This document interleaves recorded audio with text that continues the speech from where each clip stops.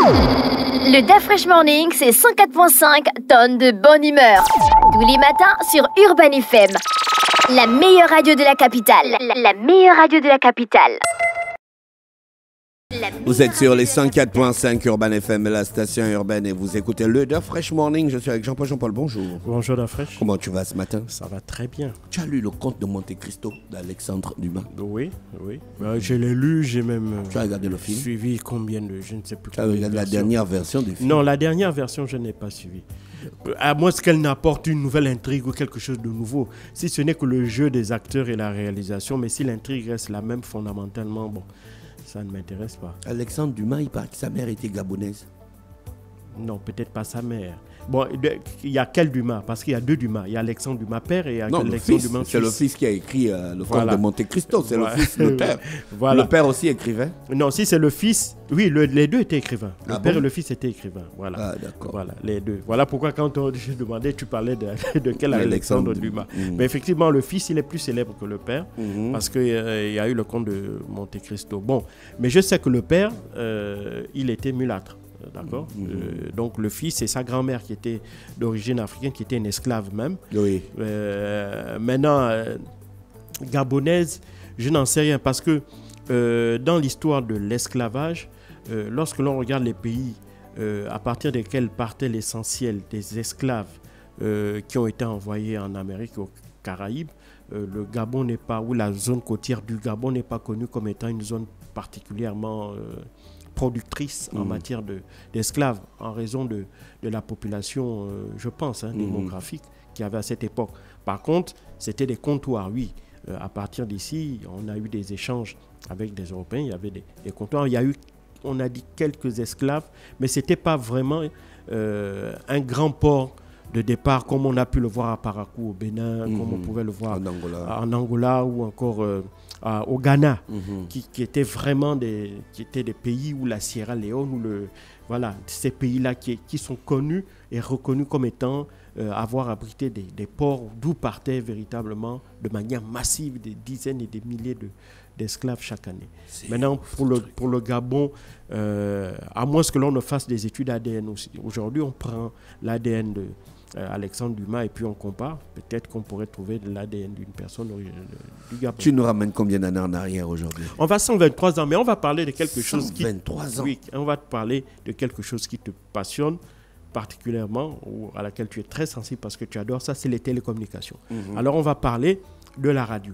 Mais on va parler aujourd'hui, on parle précisément du 12 décembre 1901 où va être réalisée la première transmission radiophonique. La première c'est la BBC?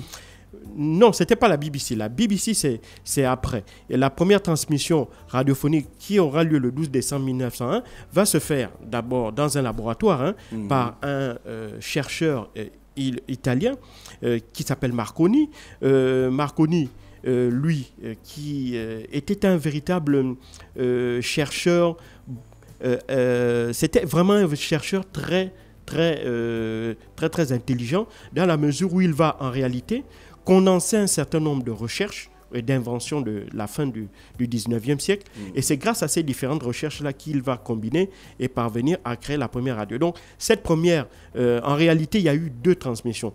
Il y a eu une première transmission au-dessus de la Manche, donc entre la France et l'Angleterre, et une deuxième transmission qui, celle-là, va être considérée comme véritablement la première transmission radiophonique, qui aura lieu le 12 décembre 1901 et qui va se faire entre les îles Cornouailles anglaises et Saint-Jean-de-Terre-Neuve, qui est situé en Amérique du Nord. Et ben donc, il faut savoir que Guglielmo, j'ai toujours du mal à prononcer son prénom, Guglielmo Marconi, lui, il va avoir l'intelligence, comme je l'ai dit, de combiner d'abord un certain nombre d'inventions à la fin du 19e siècle. Il faut savoir qu'en matière d'invention, invention scientifique, je veux dire, le 19e siècle en Europe va être particulièrement prolifique. Il va combiner en réalité trois inventions. La première, c'est celle des ondes électromagnétiques qui avait été inventée par Heinrich Hertz, qui était un ingénieur allemand. Ensuite, à cela, il va utiliser les inventions du français Édouard Branly, qui lui va réussir à utiliser les ondes électromagnétiques de Heinrich Hertz pour transporter la voix.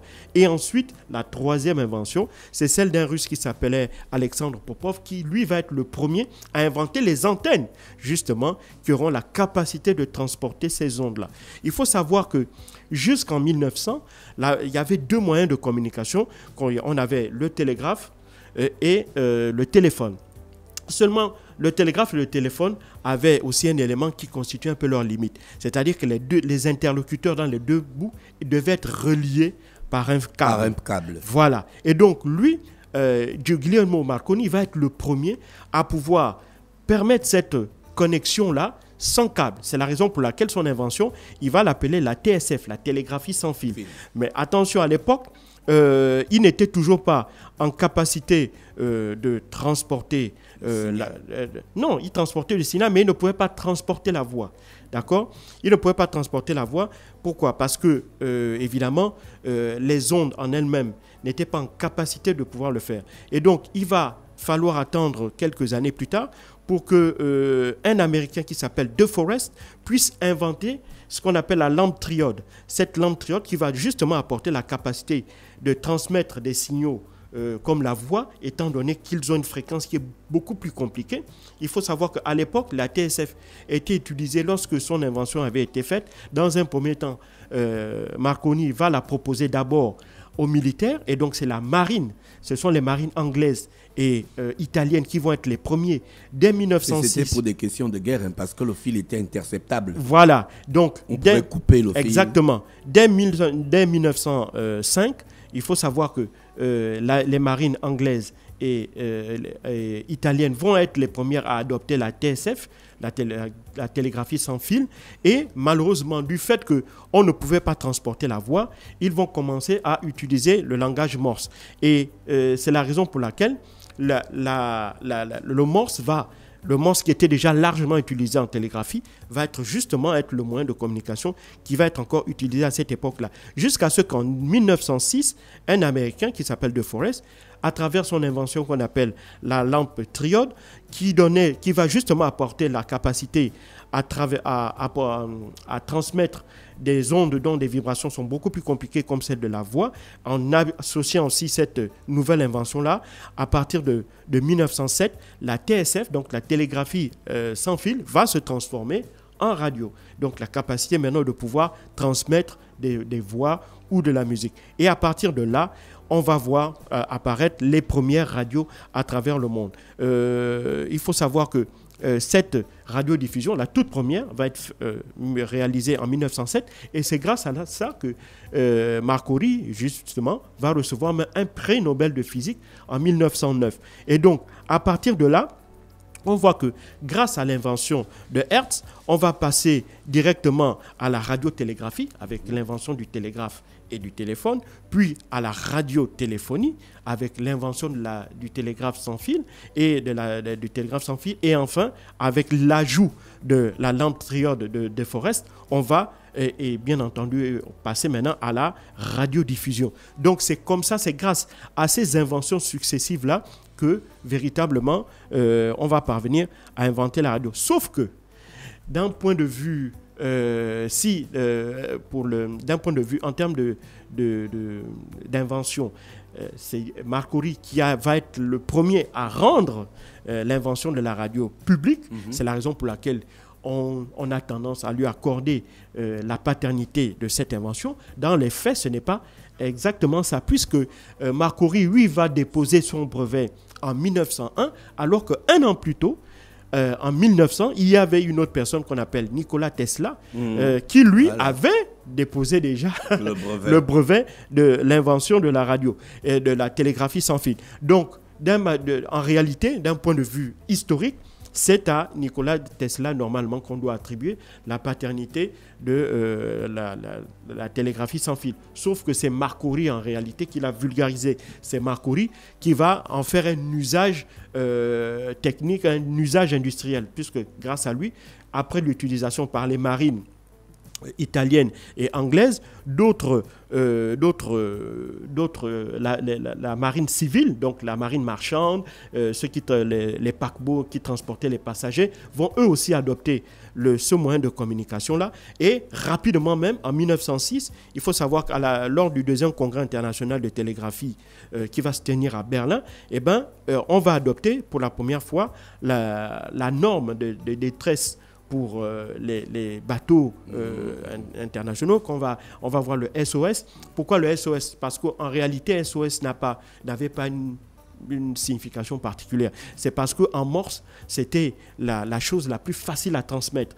C'est 3 points, 3-3 points, SOS. Et donc, grâce à ça, lorsque évidemment on est dans l'urgence, il vaut mieux donner un message qui soit court, facile et rapidement compréhensible par les autres parties en face. C'est ce qui fait qu'ensuite, on a inventé SOS. C'est par la suite qu'on va essayer de lui donner une signification. Certains passent, on va dire d'abord Save Our Souls, donc sauver nos âmes. Et puis bon, aujourd'hui, on considère que SOS veut dire Save Our Ship, donc sauver notre bateau.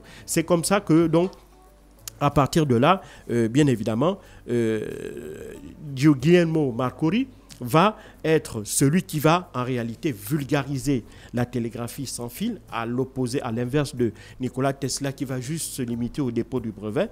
Marcori, lui, va donner un usage industriel à la radio, et par la suite, grâce à l'invention de la lampe Triomphe de De Forest, un inventeur américain, on va passer maintenant, on va avoir la capacité dans cette infrastructure-là, donc de transmettre des voix sans utiliser de câbles. On va ainsi permettre la transmission aussi de la musique. Et donc, grâce à ça, la radio elle-même, telle que nous la concevons aujourd'hui, sera née. Et c'est cette technique-là qui va être utilisée pendant de nombreuses décennies jusqu'à la fin des années 80. D'abord avec les Anglais.